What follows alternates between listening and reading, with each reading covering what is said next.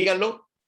Y sí les voy a recomendar, bueno, lo que sí les pediría, si tienen la idea de su proyecto, su ONG, todo lo que están trabajando en, tengan un lápiz y papel al lado, y a medida que vamos hablando, quizás se les ocurran ideas o se les ocurran preguntas, anótenlas porque a mí me pasa todavía que te concentras tanto en la presentación, piensas en algo y dices, bueno, perfecto, esta idea voy a ahondarla después y se te termina olvidando.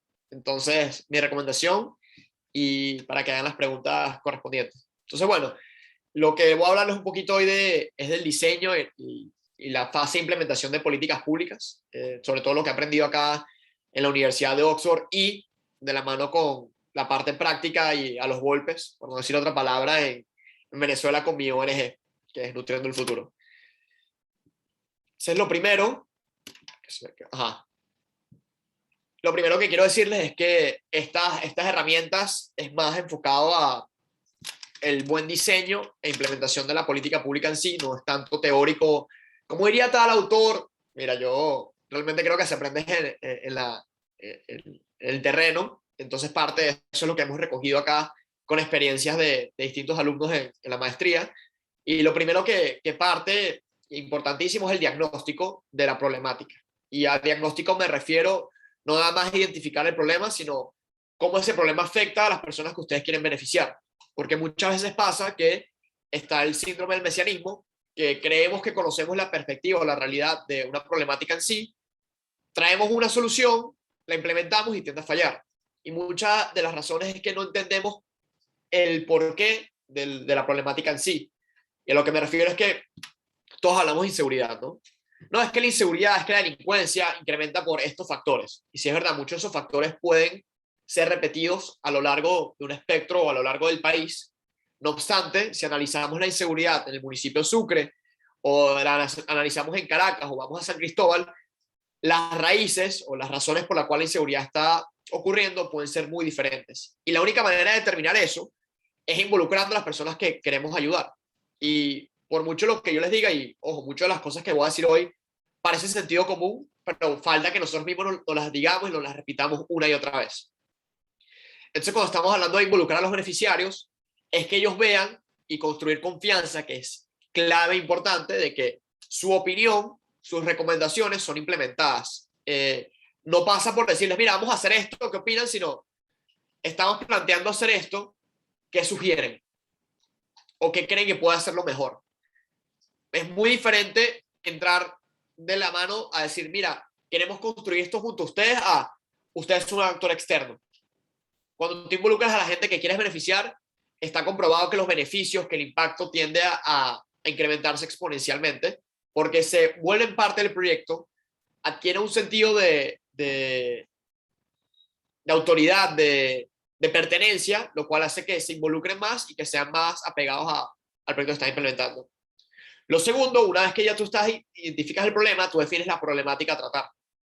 Y es importantísimo que ustedes digan, ok, ¿en qué me quiero enfocar particularmente? Porque, y eso sí, voy a decir un montón de dichos venezolanos, ya me siento que soy mi mamá, que es que el que mucho abarca poco aprieta. Mientras más específico sea la problemática que ustedes quieran tratar, más probable sea que puedan diseñar un proyecto a la medida que les permita generar un impacto. No obstante, ya que en lo segundo, mucha gente piensa que tienen que inventar algo nuevo, que tienen que ocurrirse una idea que no hay en ninguna parte del mundo, y lamento decirles que lo más probable es que esa idea ya haya sido implementada en algún lugar del mundo. Entonces, es importante el trabajo de investigación de la idea que ustedes tengan, buscar si hay proyectos similares, tanto en el país como en la región, como en el mundo, que hayan sido aplicados tanto con éxito como con fracaso. Y eso les permite a ustedes acelerar su curva de aprendizaje y les evita cometer errores o les permite replicar aciertos que puedan adaptarse al contexto que están ustedes, porque eso es la otra cosa más importante. Porque haya funcionado, y hay muchos casos que, bueno, funcionó en Japón, vamos a traerlo a Brasil. Los contextos son muy diferentes, entonces es identificar qué aspectos de esa política pública funcionaron y pueden ser adaptados al contexto o la población que ustedes quieren beneficiar. Y aquí lo tercero más importante, acá sí abro y comienzo una pregunta. Muchas veces pasa que nosotros no sabemos medir el impacto y confundimos producto con impacto. Entonces, yo, de mi experiencia con comedor, y Daniela, no puedes intervenir, cuando hablamos de medición de impacto, ¿cuál creen ustedes que es el impacto que busca generar un comedor comunitario? Y pueden escribirlo por el chat, o pueden levantar la mano, o pueden simplemente quitarse el mute y decirlo.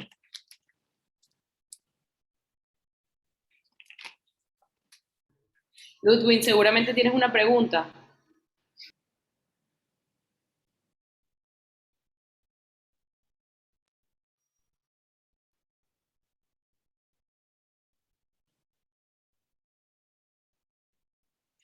Nadie. Nadie quiere intervenir. O es muy temprano ya en Venezuela todavía.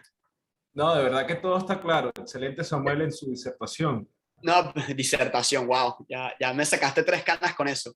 No, me refiero a. Ok, Beatriz pone, disminuir el impacto de falta de alimentación. Pero ¿qué es impacto? O sea, quiero que me digan cuál es el impacto que ustedes creen tangiblemente en una oración que está buscando lograr un comedor comunitario.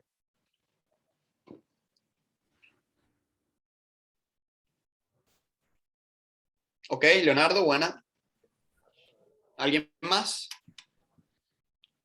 No, imagino que el impacto va referente al estudio cuantitativo que se realiza, por lo menos nosotros, yo que me enfoco en liderazgo comunitario, o sea, hacer un abordaje evidentemente con los líderes de la zona para conocer la problemática, ¿no? Que Claro. cada comunidad en específico tiene algunos elementos distintos de los otros.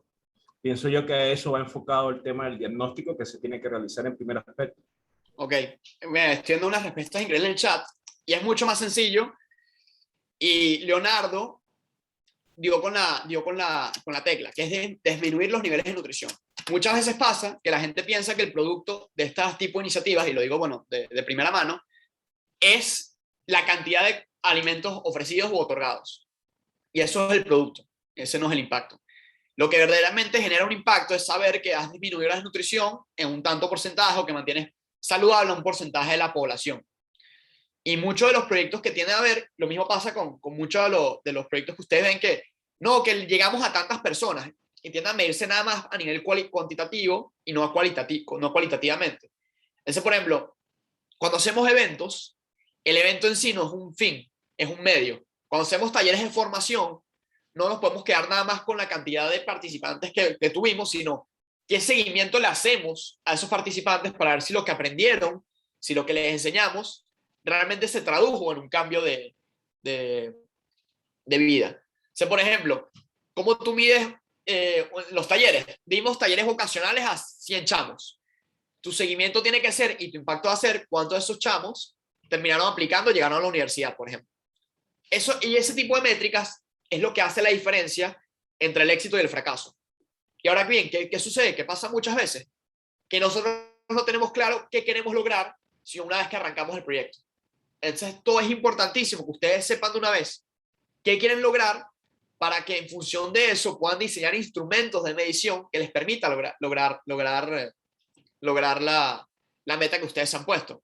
Porque muchas veces pasa que no se toma una medición antes de comenzar el proyecto, que es importante que ustedes midan antes de comenzar el proyecto para tener una base. Y segundo, que muchas veces se adapta en función de lo que quiere lograr para justificar a los donantes. No, bueno, yo logré esto, esto es lo que buscaba yo obtener y así lo logramos. Y creas un instrumento para medir eso. Entonces, la idea es que ya tú tengas el instrumento diseñado incluso antes de ejecutar la política pública. Y esa es la parte de planificación y es importantísimo que entendamos que, bueno, yo creo que todos estamos claros acá, que porque tú planifiques algo no significa que va a salir así. Lo más probable es que tú tengas 99 escenarios mapeados y salga el escenario número 100. ¿Qué sucede? Mientras tú más, mientras tú más escenarios tengas planificados, más fácil se vuelve la adaptación y puedes responder de mejor manera y puedes tener una mejor contingencia planificada. Entonces, es por eso que es importantísimo todo el mapeo de escenarios, mapeo de actores, que te permita adaptarte y superar cualquier obstáculo que se va a presentar porque se les va a presentar. Y ojo, los obstáculos no necesariamente son negativos, pueden ser también en el ámbito positivo, en el sentido de que tú tenías planificado que el proyecto iba a durar 6 meses y ibas a obtener una métrica en 6 meses y obtuviste esa métrica o llegaste a ese punto en 3 meses. Entonces, ¿cómo aceleras también el proceso? Y eso es importantísimo. Y lo último es la agencia involucrada. O sea, y esto pasa porque muchas veces sucede, y se ve mucho en Venezuela, que por la burocracia, por la falta de comunicación, la falta de coordinación, una política pública termina siendo mal ejecutada porque o hay dos organismos haciendo lo mismo, con las mismas competencias, y están trabajando doble sin obtener mayores resultados, o porque por falta de comunicación un organismo piensa que el otro lo está haciendo y viceversa, y no se termina solucionando el problema. Entonces, tener la interconexión, tener claro cuáles son las agencias competentes, porque esa es otra cosa importantísima, saber cuáles son las competencias a nivel gubernamental, a nivel de ONGs, a nivel de multilaterales, de qué es realmente lo que pueden hacer, porque muchas veces pasa, ustedes que son liderazgo político, no, que vamos a prometer esto, pero es que tú no puedes prometer eso porque al final del día no está en tus competencias, no está dentro de tu rango de acción. Y eso es lo que les permite también generar falsas expectativas, que es al siguiente punto que voy. Entonces, cuando ustedes tienen mapeado cuáles son los actores, quiénes son los involucrados, les permite diseñar y crear esos canales de comunicación y definir bien cuáles son los roles y las responsabilidades de cada uno de los actores involucrados. Ya hay mayor transparencia. Luego ya el siguiente punto, estos son dos elementos claves, que es la comunicación efectiva y la paciencia. O sea, el manejo de expectativas es clave para cualquier política pública. Ustedes tienen que aprender a prometer menos de lo que realmente pueden hacer y hacer más de lo que dijeron que iban a hacer. Y les digo esto porque es muy fácil caer en populismo, es muy fácil caer en el momento de prometer algo que realmente no está en tus manos, de algo que ni siquiera está en tus competencias, simplemente porque es lo que la gente quiere escuchar. Pero si realmente queremos hacer una diferencia y queremos hacer algo completamente disruptivo, tenemos que hablar con la verdad en la mano. Y es aprender a decir que no, es aprender a decir que no está en nuestra potestad, y que es verdad, eso no puede ser muy popular y no puede tener tanta atracción. Pero la gente se va a molestar menos porque le digas la verdad a que les mientas. Y cuando hay mentiras, disminuyes los canales de comunicación y disminuyes la confianza. Y al final del día lo que tú quieres generar es una política pública que enganche, que involucre y que genere confianza a los beneficiarios para que así puedas ir creciendo. Y por eso es importantísimo el manejo de las expectativas.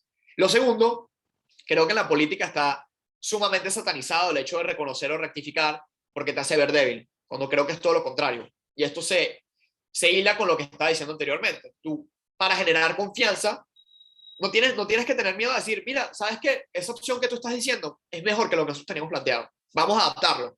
Cuando tú sabes reconocer tus limitaciones, sabes rectificar, sabes involucrar, generas mayor confiabilidad, generas mayor confianza en la población que estás intentando involucrar, y eso te permite tener mejores resultados. Y lo segundo, sí, es lo último, que es básicamente, es paciencia. Las políticas públicas al final del día no siempre son tan rápidas como quisiéramos. Mi área de especialización, por ejemplo, es la educación. Y les pongo un ejemplo. Muchos los autores intelectuales que dicen que para ver un cambio en el área educativa de un país toma 15 años. Entonces, claro, parece, no hay ningún tipo de incentivo porque no es algo que tú puedas capitalizar rápidamente, pero cuando tú hablas y vas diciendo que tú puedes generar impacto y lo puedes mostrar progresivamente, eso permite tener un mejor manejo de expectativas y generas más confiabilidad. Y lo segundo, entender que va a haber muchos también retrocesos. Y les pongo un ejemplo. Trabajando con un comedor, te puede tomar un año llevar a los chamos al nivel de peso y talla ideal, pero les da diarrea una semana, o les da hepatitis, y en 1 o 2 semanas se pierde el progreso que tuviste en un año. Y creo que Daniela y tanto Daniela como Jesús, que son doctores, nos pueden decir. Entonces, entender y saber responder a esos retrocesos, que son normales, que son parte del proceso, y no frustrarse, sino, ok, tenerlos planificados para que en caso que sucedan, cómo reacciones de manera más rápida. Y ya para finalizar y volver a sus preguntas, y esto sí ya es una metodología mucho más técnica, que es el design thinking, y entender que la política pública es un ciclo sin fin. La política pública no es algo que tú implementas, termina y cierra, sino es algo que está en constante cambio. Y que va de la mano con lo que les comenté, uno comienza empatizando con las personas que quieres beneficiar, entendiendo de raíz la problemática, después definiendo cuál es el problema que quieres atacar, después ideando, creando qué política pública podemos implementar, después un prototipo, hacerlo un piloto, después testearlo, implementarlo controladamente, viendo qué resultados va generando, tanto positivos como negativos, y después la implementación, y eso termina siendo un ciclo que no termina. Y ahora, Sofi, Majo, el foro es para preguntas, para que se destaquen los chavos. Perfecto. Bueno, aperturamos el espacio para preguntas y respuestas. Entonces pueden hacer sus preguntas encendiendo su micrófono o